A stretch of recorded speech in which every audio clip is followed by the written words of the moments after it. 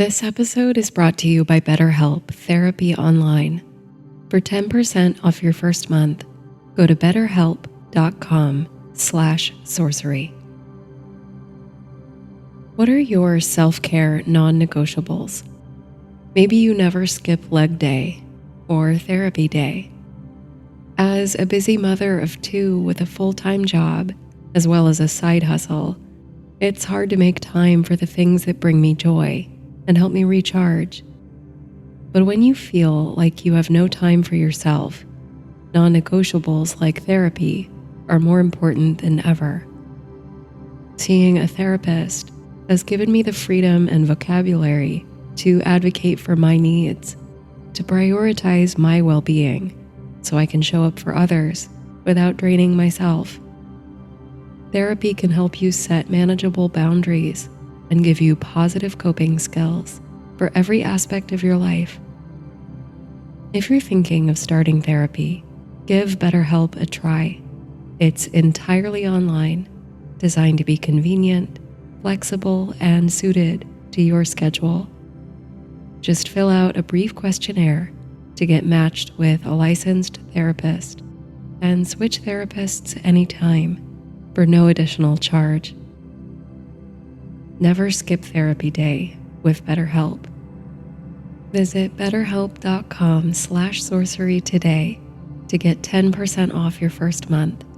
That's BetterHelp, HELP.com/sorcery, SORCERY.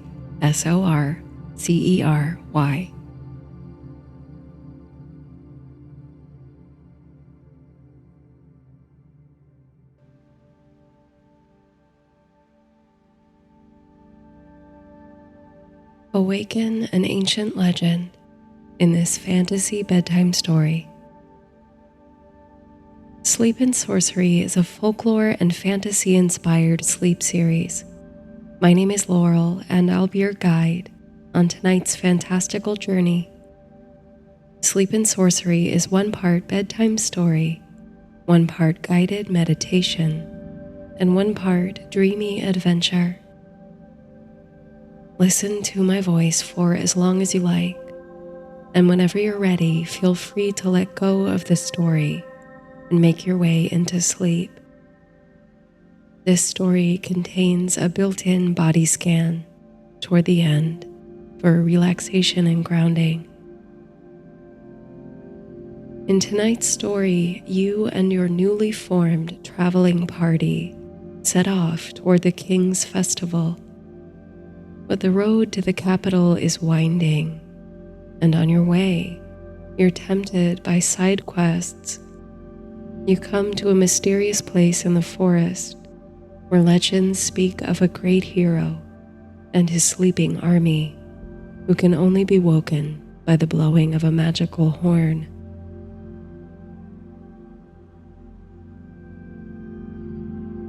Then from the dawn it seemed there came but faint, as from beyond the limit of the world, like the last echo born of a great cry, sounds as if some fair city were one voice around a king returning from his wars. Alfred Lord Tennyson, Idylls of the King.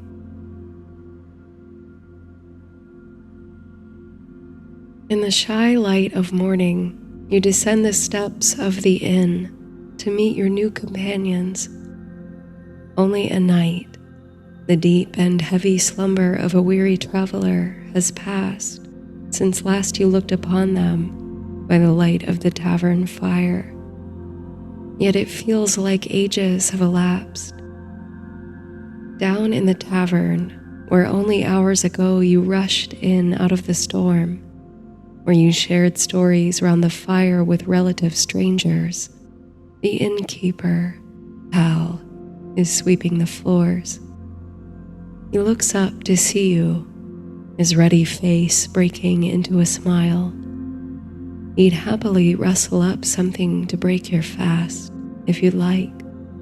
His wife, Mary, is the cook, and she's always got a good hunk of rye or wheel of cheese lying around. You thank him sincerely for the hospitality, but has he seen the folks with whom you were conversing yesterday evening?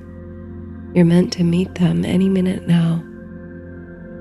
Of course, he says, the fine-dressed lady and the 3 from the green forest already came down and took as much food as they could hold in their packs. They did.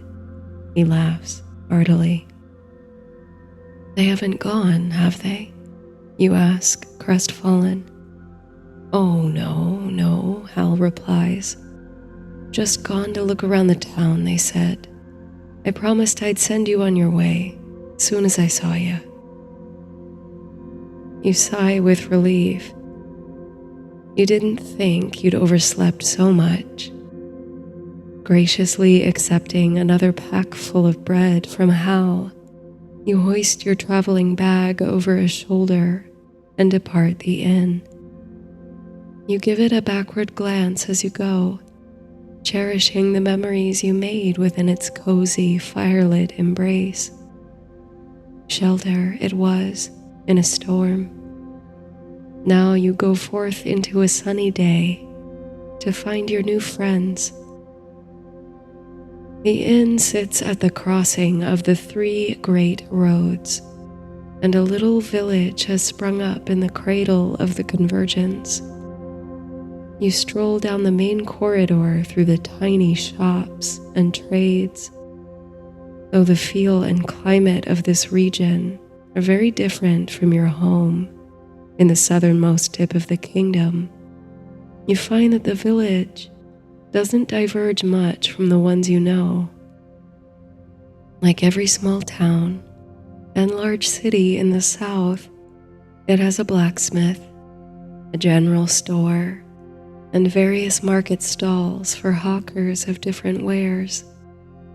In the near distance, toward the foothills of the western mountain range, which forms a steady ridge across the horizon, you can see a smattering of residences.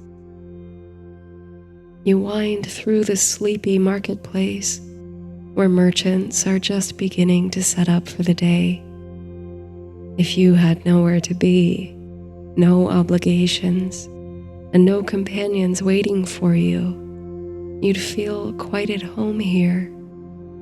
You'd find an empty stall and barter for the space to set up shop and sell your products.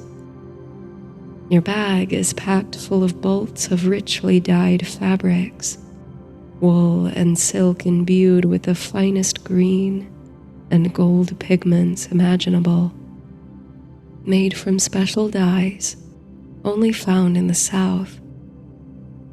You might make a pretty penny hawking them here, but you do have people waiting for you. And besides, you're saving the bolts to sell at the king's magnificent festival, where they're sure to catch the eye of the nobles at court.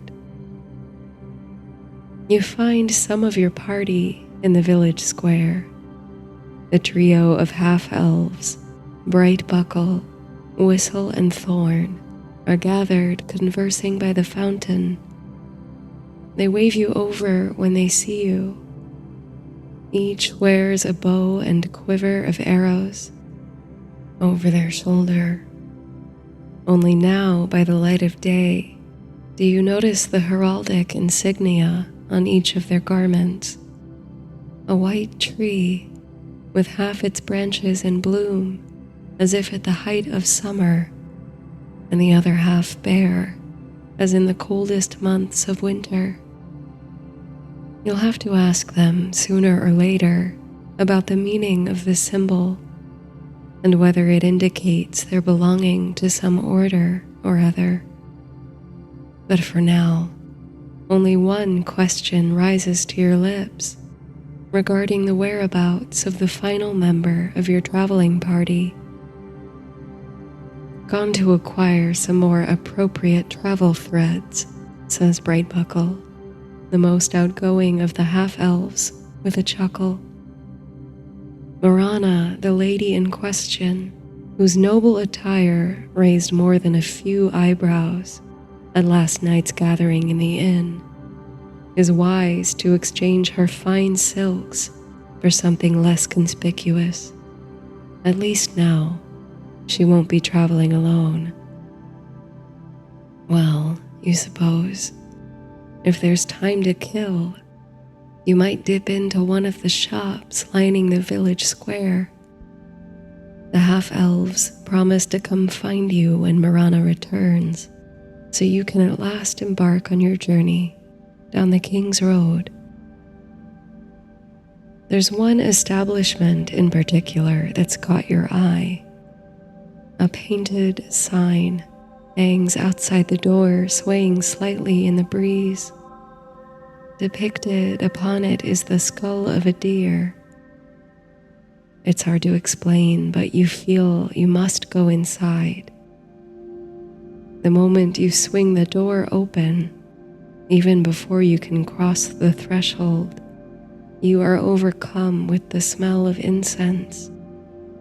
Clouds of smoke rise to meet you, obscuring your vision, so that it's almost as if you step into a thickening void. When the smoke clears enough for you to see, you take in shelves and shelves of esoteric objects and arcane items, instruments the likes of which you've never seen, stones and crystals precisely arranged, talismans and amulets.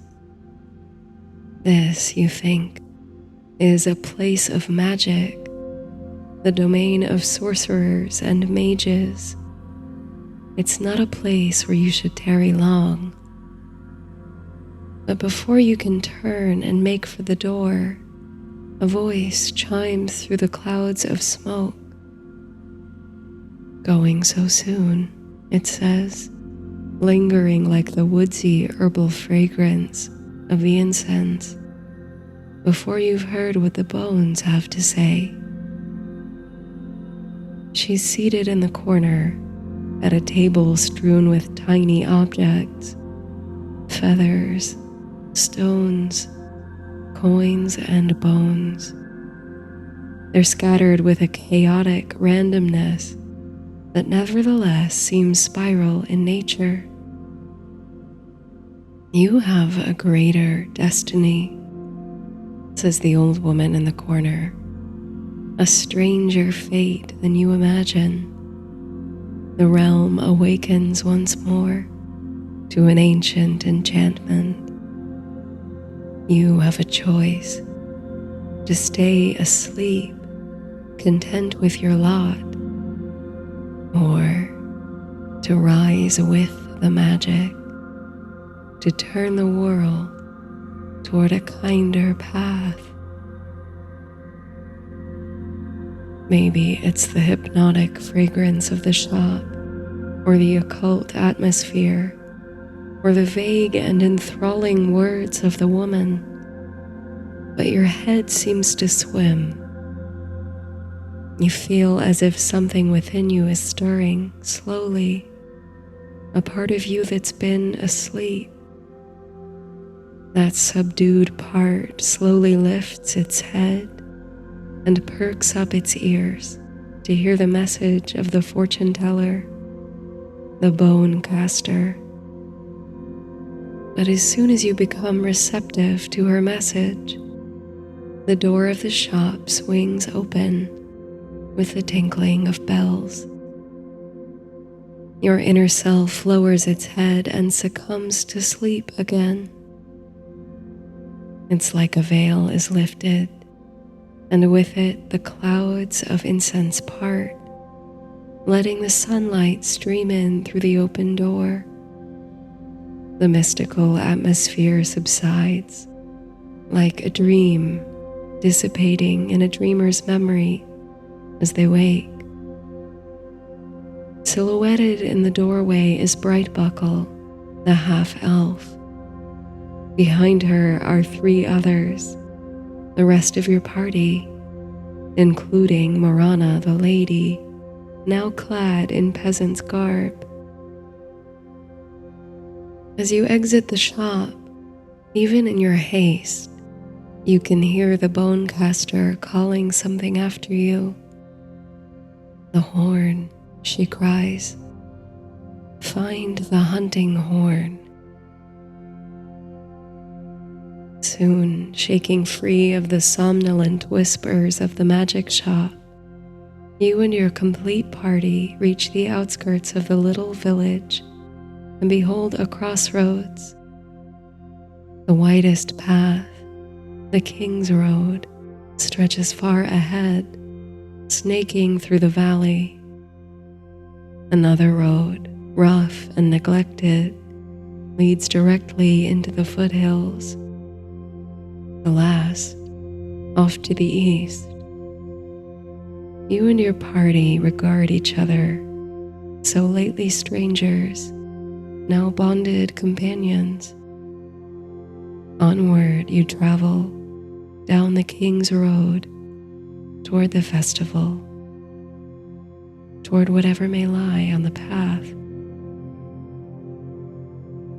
To break the monotony of the road, and as a cautious means of strengthening your newfound fellowship, you share stories and myths from your respective homelands. That such disparate places and cultures should exist within the boundaries of one realm, united under one throne, may not surprise you, but it's a boundless source of intrigue and curiosity. The half-elves hail from the forested regions of the north, their hamlet hidden so deep amid the labyrinth of trees that they rarely meet outsiders. They like it that way for the most part. Secrecy is key to their safety.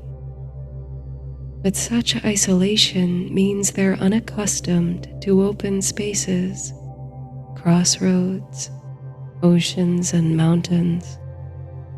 Their myths and legends are all of forest gods and creatures. The only regular contact they have with the rest of the world is a tenuous relationship with one of the king regent dukes, who sends frequent emissaries into their midst to collect tribute. Where you come from, a port city on the edge of the Great Sea, there are local legends of aquatic spirits and ocean gods. But the constant flow of goods and people into the port from all over the known world creates a wonderful exchange of lore and history. Morana, who was known in her home village as a healer and wise woman, is a fascinating storehouse of natural wisdom.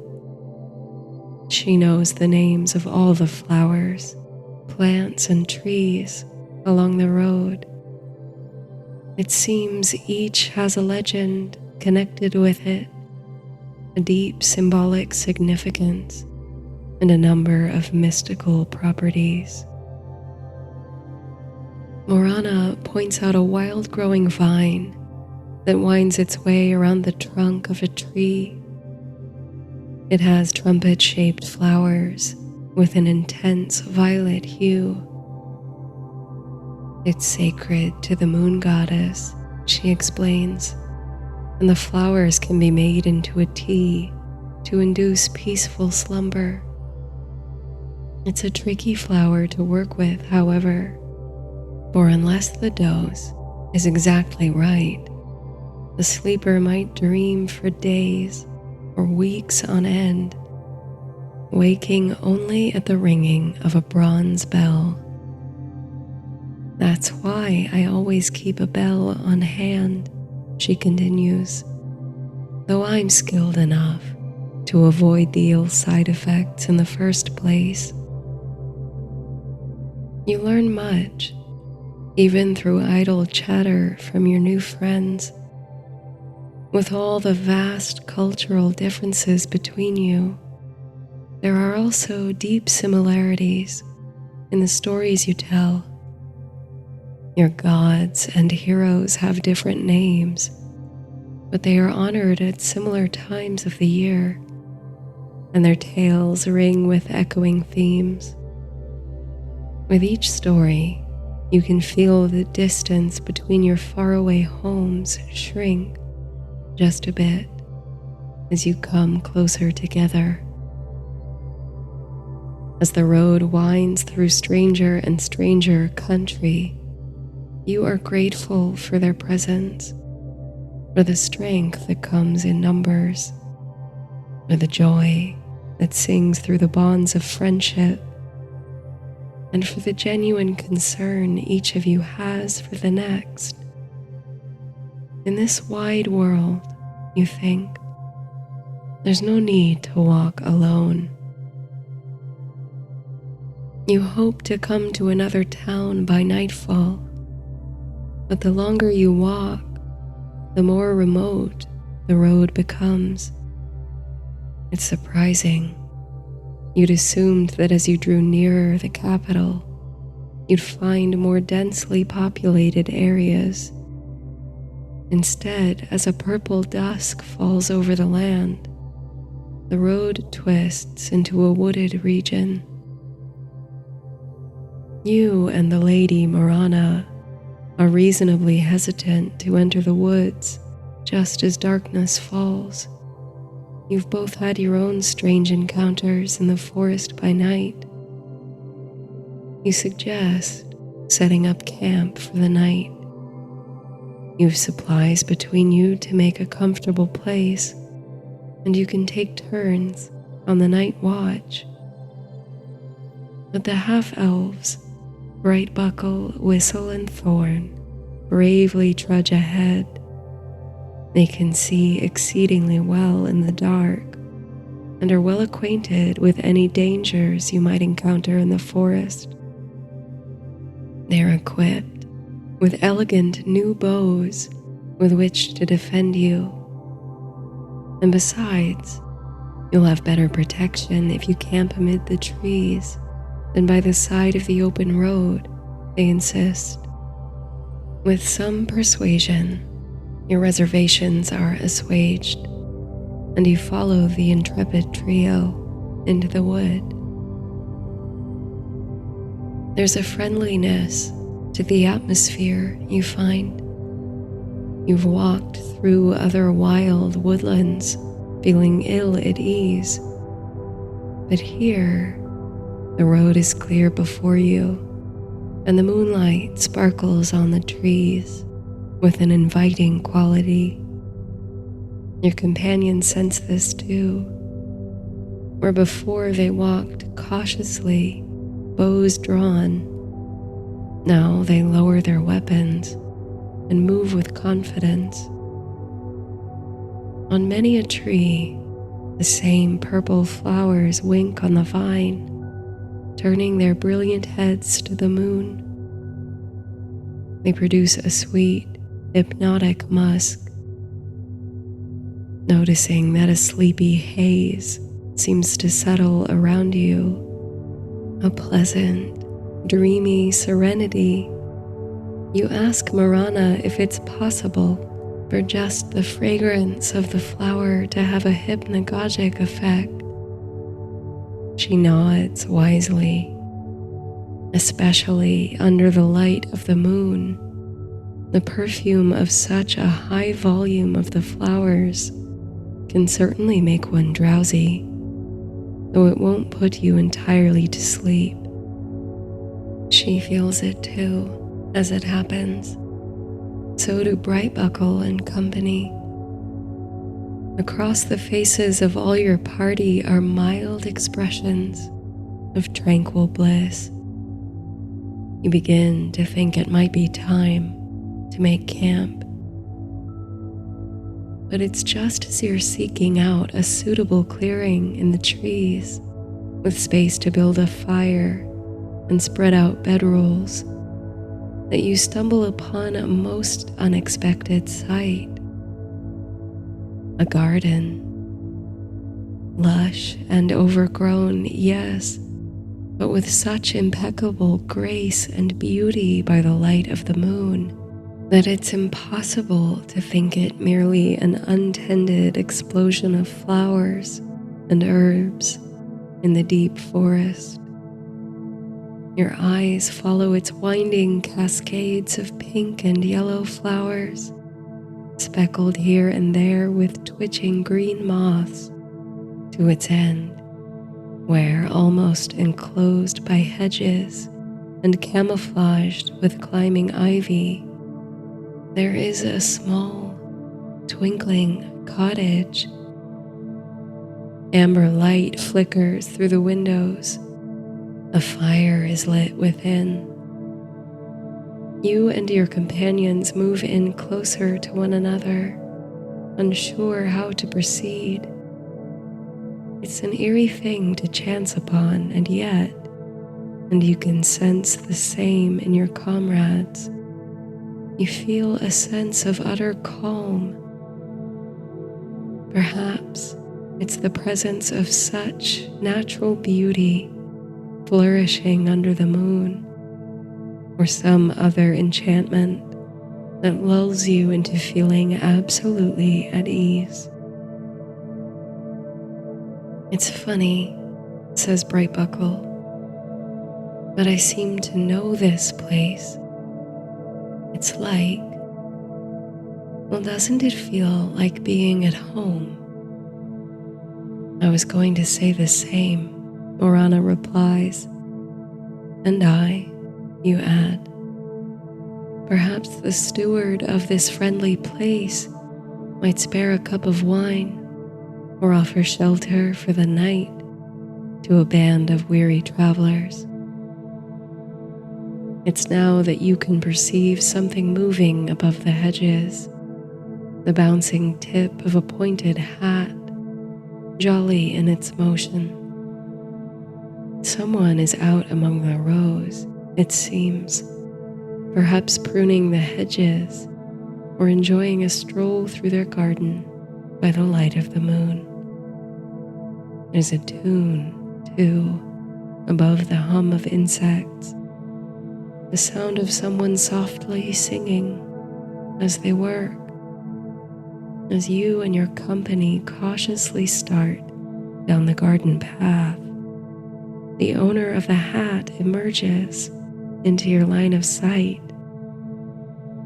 Two bright, sparkling eyes and an infectious grin shine behind a long gray beard. A more ancient person you're not sure you've ever seen. With such joy beams from his presence that you feel light, childish at heart. "Who goes there?" comes a low and musical voice. "Begging your pardon, sir," you venture, stepping out ahead of your friends. "We are travelers from distant lands, meaning you no injury or ambush. We stumbled by chance into your garden and wonder if you might have space at your table for us." The bushy eyebrows raise, a look of whimsy and interest in the bright eyes. It's now as you draw closer to the tall, wizened gardener that you recognize the two pointed ears that protrude from beneath his cap. This might be, you think, a true elf, though you've never seen one before, and you'd thought they were long gone from these shores, their bloodline only preserved in the masses of half-elves, like your friends. What tales survive of the true elves sing of their virtue and generosity. It was when they began to migrate to distant shores that the realm's troubles first began. The gardener's expression softens now into a pleasing smile. Always, a crinkle of laughter lights up his eyes.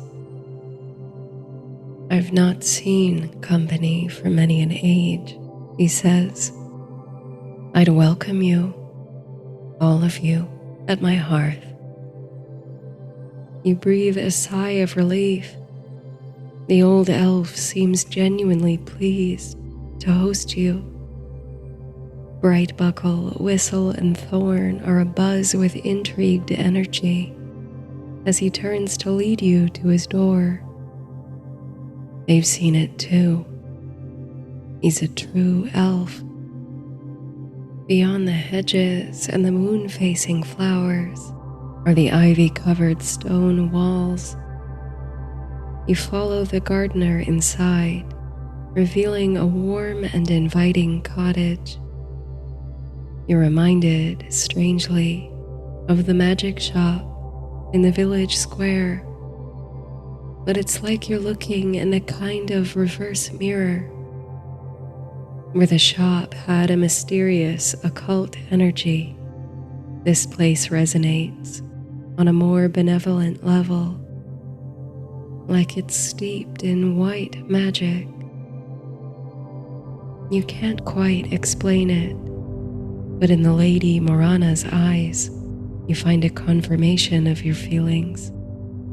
She seems quite at home here, in the hermitage hung with dried, sweet-smelling herbs and garlands of flowers. The ancient elf brings you steaming mugs of tea to drink. His supper table is large enough to fit you all comfortably, though you wonder at such a thing in a solitary creature's house. Morana inquires as to your kind host's name. The question seems to bring him delight, as if he hasn't had to answer it in many years, as if saying it for the first time or conjuring it from the vasty depths of his memory. He utters the name Lear. Over a nourishing meal, your host asks you for news of the world beyond the wood. You inform him that you're en route to a festival in the capital city, where rumor has it the king regent plans to crown his son before the public. There are whispers throughout the kingdom of the lost heir to the old king's throne, who must be coming of age, though no one can agree on where the youth might be, or whether they're even still alive.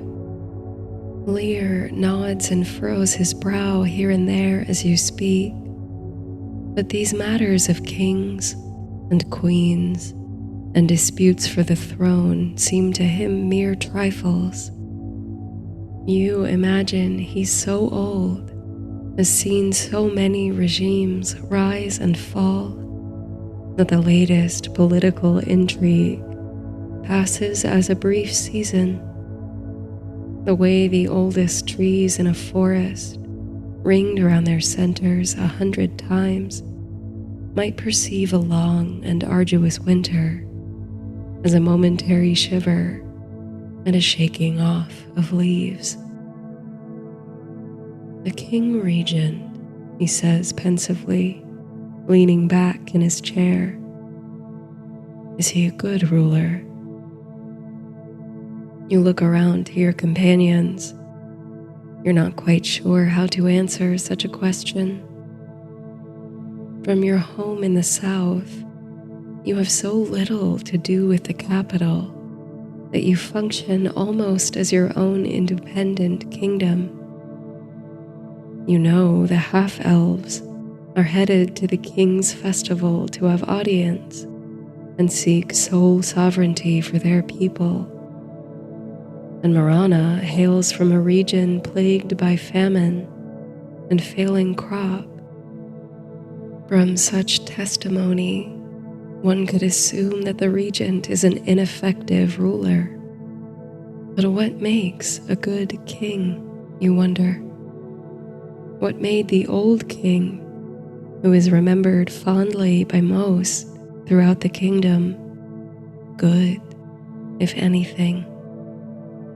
Do you merely see him as much of the past through rose-tinted spectacles? As none of your party is eager to answer Lear's question, he continues to speak, as if in response to himself. There was once a great leader in this country, he says. So long ago it seems I cannot recall his name, only that he never called himself king, for it was before such rigid things as kingdoms and cities. He was a mighty warrior. I may not look it, but I too was strong and energetic once, and I fought loyally at his side. But he was also wise and truly kind. His people loved him, and even those who rose once against his rule were welcomed in defeat to join his brotherhood.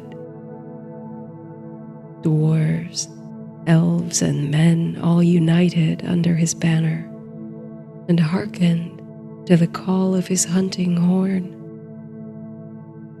As Lear describes the legendary warrior, your eyes drift lazily to the flickering fire in the hearth. In the smoke and flame you can almost see him, the great ruler of ages past, in silhouette, charging into battle in one instant and breaking bread in the next. Lear continues, in the time he lived, it seemed peace would forever reign in the land.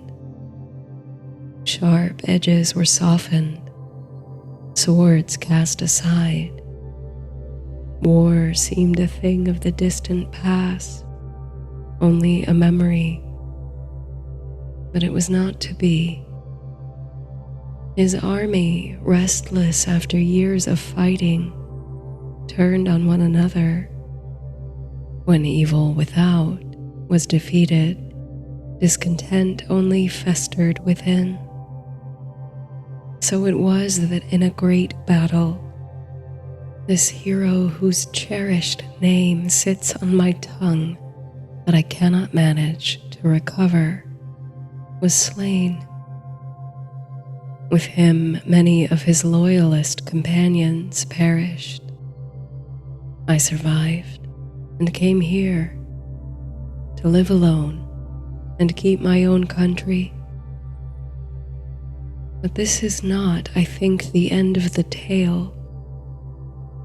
I converse at times with the trees, with the birds and insects and deer of the forest.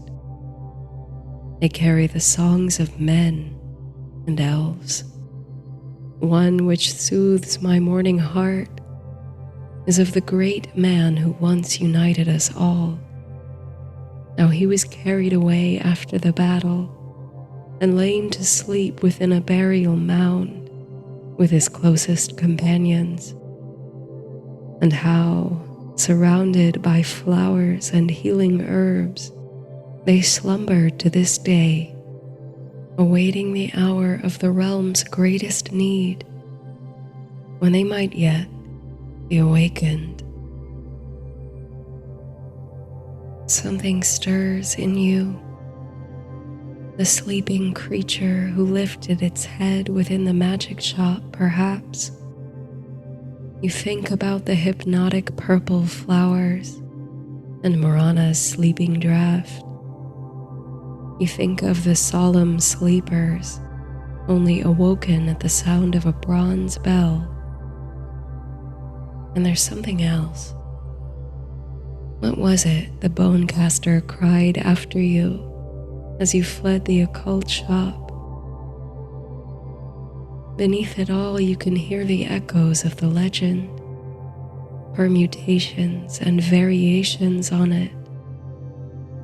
A slumbering hero waiting to be called to service again.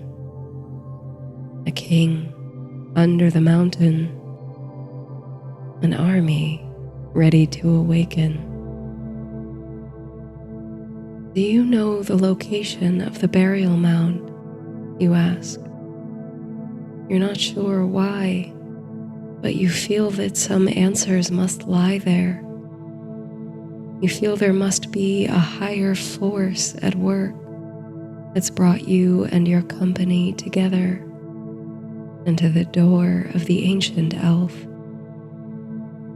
Perhaps you think, though the life you've lived till now has been entirely ordinary, you are to play a greater part in the story than you'd come to expect. I've not been there myself, Lear says with a sigh. My heart is too heavy at the loss of my captain.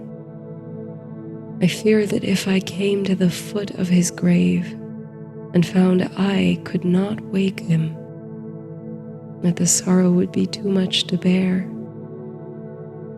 But I think one who is swift of foot and keen of sight could follow the song of the king wren and find the place of which I speak. You mull this riddling advice as you finish your mug of tea, rich with the herbs and florals of the elf's garden. Even now, the perfume of his many flowers mingle on a breeze that sweeps in through an open window.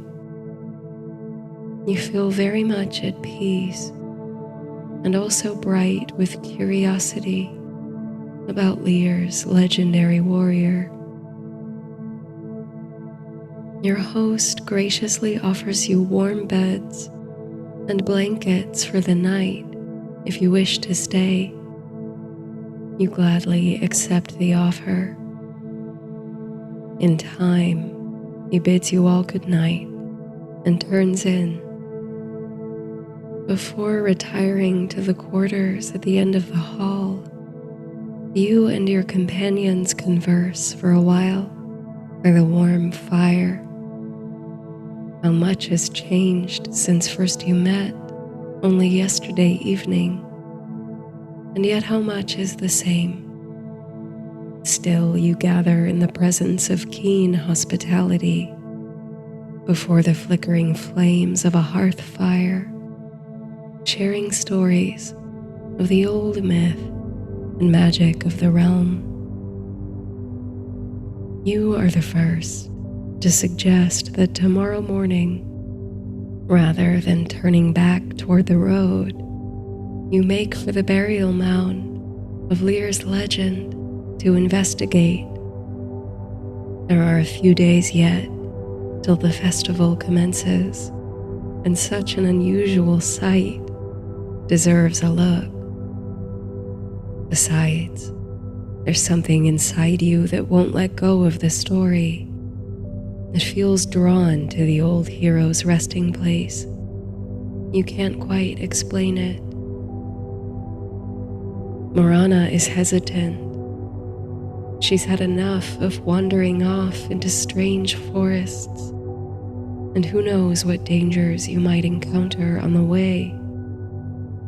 With only the whimsical guidance to follow the king wren, there's every possibility that you'll become lost in the wood. Brightbuckle, Whistle, and Thorn seem torn on the issue, intrigued by everything that comes from the mouth of a true elf, but equally worried about traveling too far off course. All four, and you, agree to sleep on the issue and make a plan in the morning.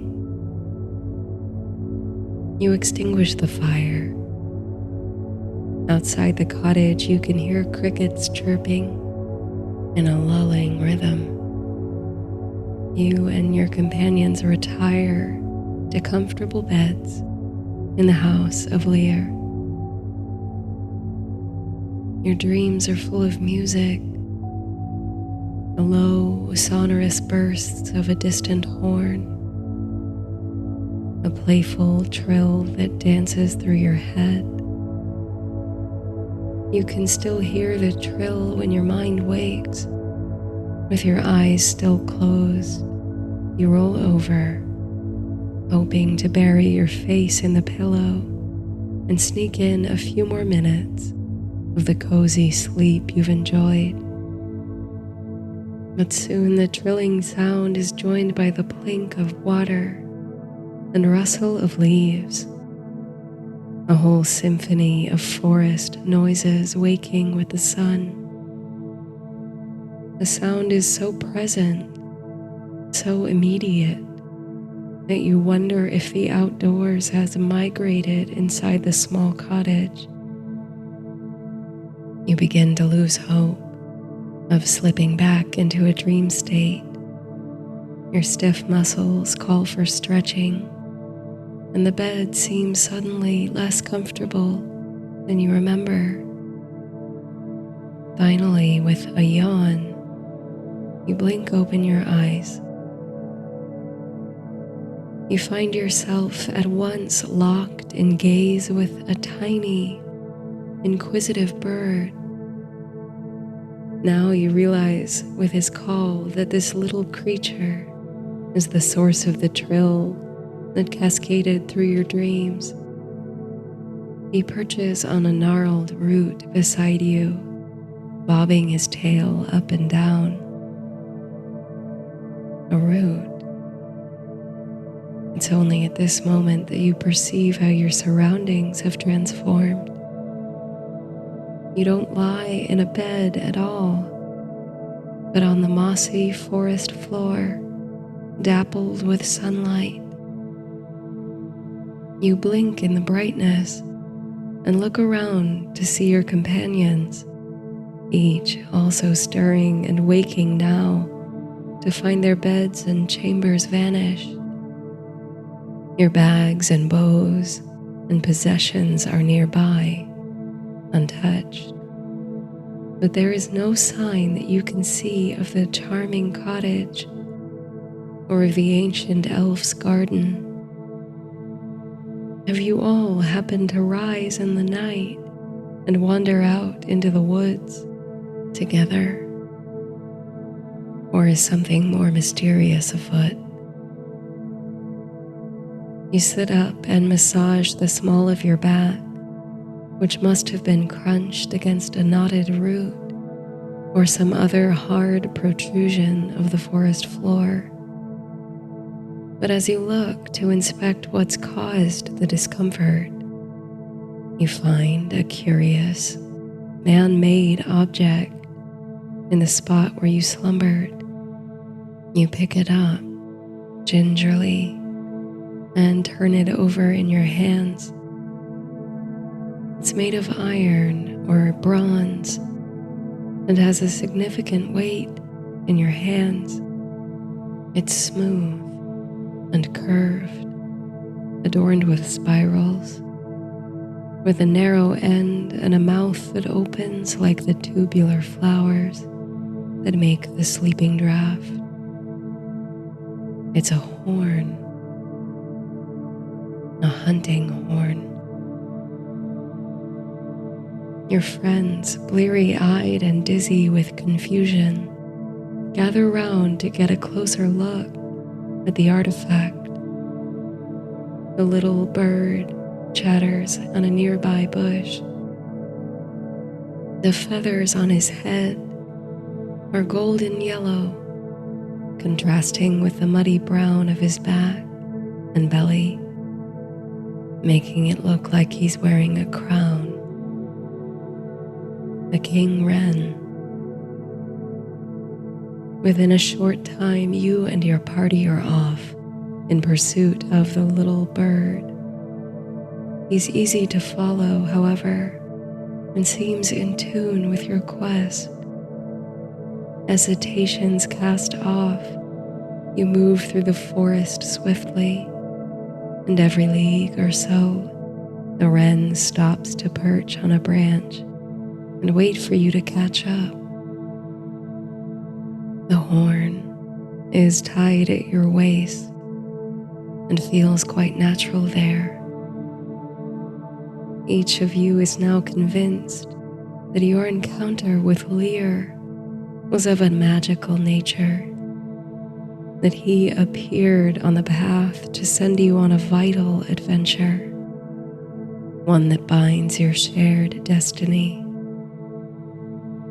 How tight the bonds of fellowship have been bound between you all in such a short time, nor you thought you'd find only travel companions, a troop with which to weather the perils of the road. Now you feel part of a whole, no matter your differences, part of something bigger than yourself. It's not quite midday when the wren slows his going. You've no doubt that you move further from the King's Road with every pace, but you are confident that this is the path you're meant to tread. And soon you come to a shining heath, fragrant with yellow wildflowers. Tall grass sparkles in the high sun and waves in the perfumed wind, rising like a breath or like the rolling waves of open ocean. In the center of the heath is a tall, sloping barrow. The grass grows coarse upon it, speckled with violet flowers. So rustic and untouched is this place that you wonder how long it's been hidden. Have others followed the king wren? Or has this burial mound been waiting for you? Even in its abandoned state, you have no doubt that the place is sacred. The blanket of wildflowers seems a gift of nature to adorn the resting halls of the slumbering hero. The wind rises with a swell of birdsong.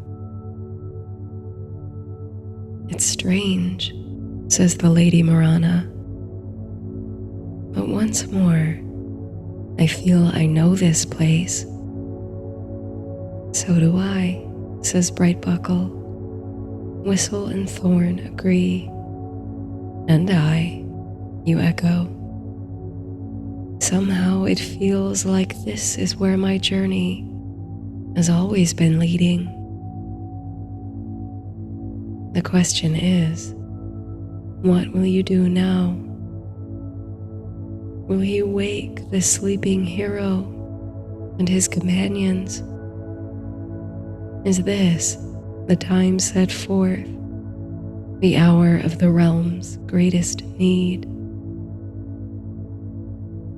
You can feel the bronze hunting horn at your hip, heavy and familiar, like a missing piece. Just as the wise woman's bell can wake the drinkers of the sleeping potion, you know this horn is how you wake the heroes of ages past. You lift it to your lips, feeling the irresistible urge to sound the horn to the hollow hills. But first you look to your friends, to Thorn and Whistle and Brightbuckle and Marana. Each has a look in their eye like fire ablaze. Curiosity, courage, and commitment in one expression. You draw in a deep and rapturous breath. Hold the horn to your lips and blow. The sound of the horn is like the groaning of an ancient tree, the rushing of water through a river, and a long trapped sigh. It travels on a spiral of wind and wakes the leaves of the trees to shiver. You can feel it in your chest and in the hairs that rise on the back of your neck. The birds and woodland creatures hush their sounds, and all stand still, turning its attention to the heath and the barrow. In the brief but unending moment between the blast of the bugle and what comes next, you think it must not have worked, that you've been on a fool's quest, straying so far from the King's Road into the echoes of forgotten mysteries. But then it comes, like a tremor in the ground, like a chorus of light and shadow. You feel it in the soles of your feet, where they meet the grass and earth. A feeling of connection with the land, of safety and nourishment.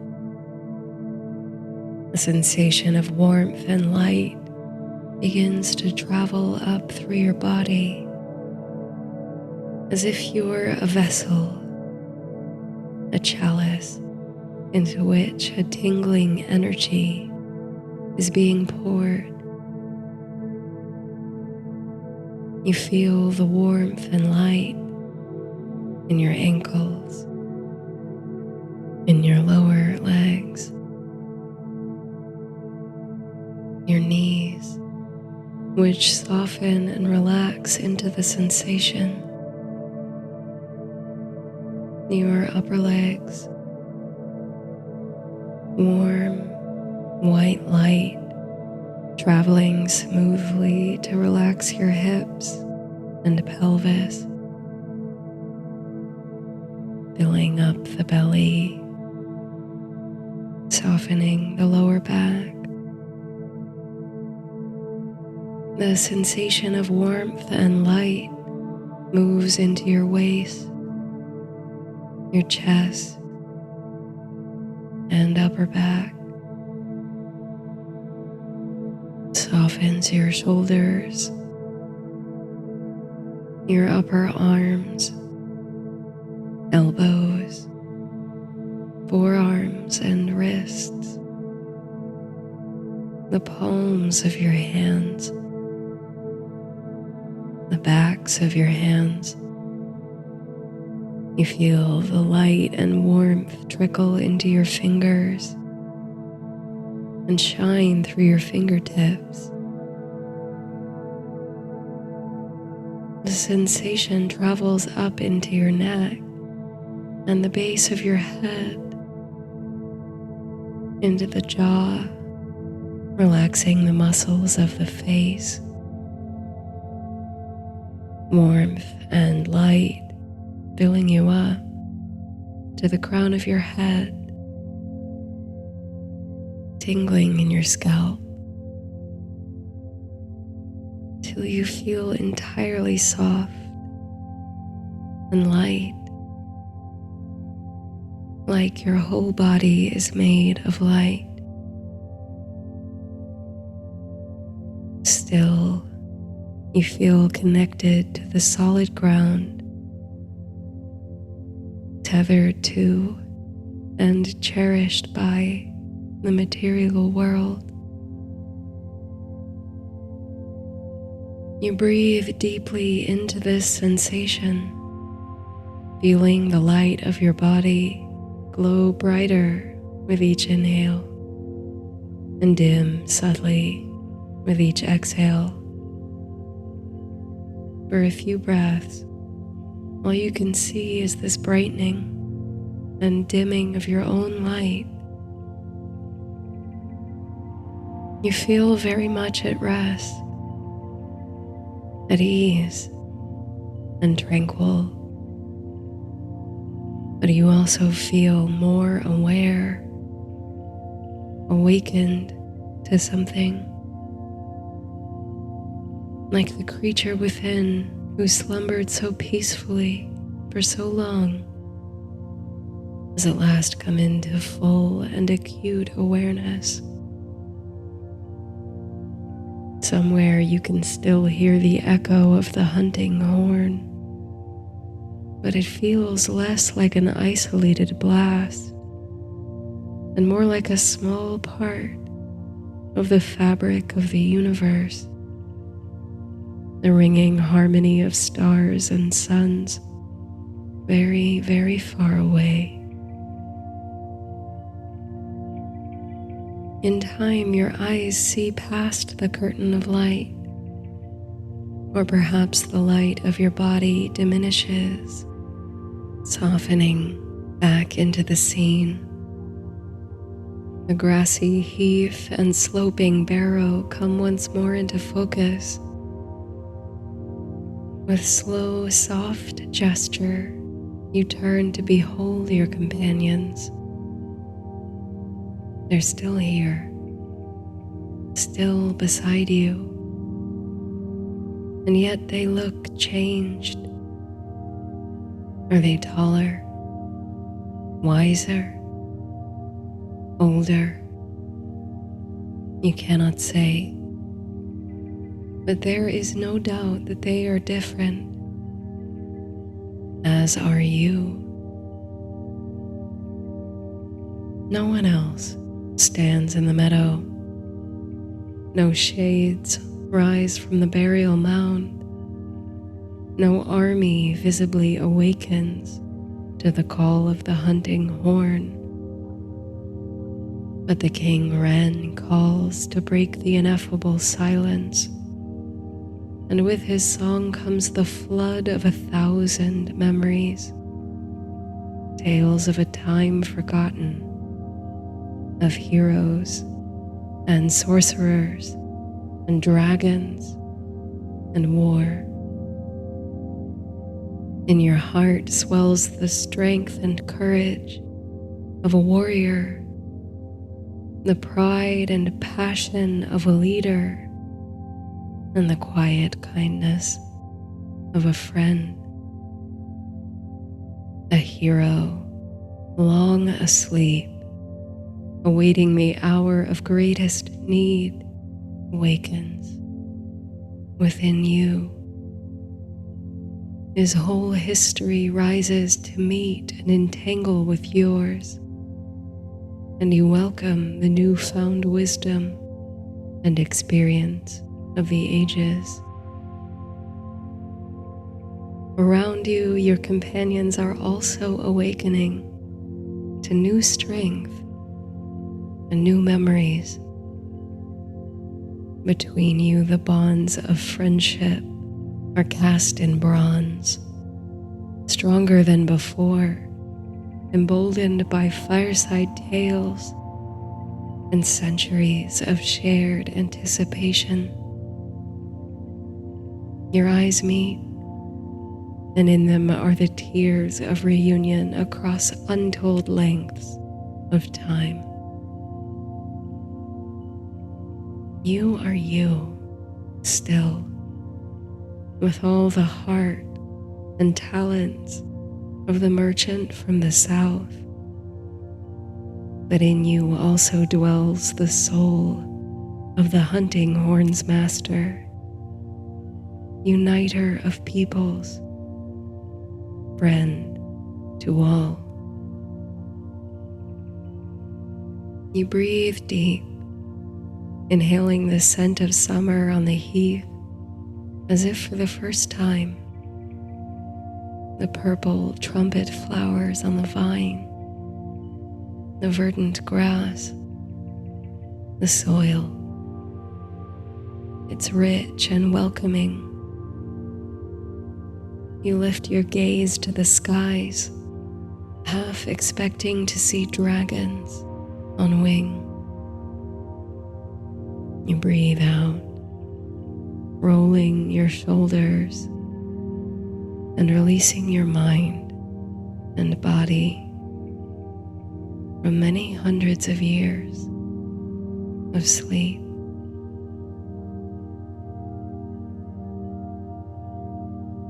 Good night.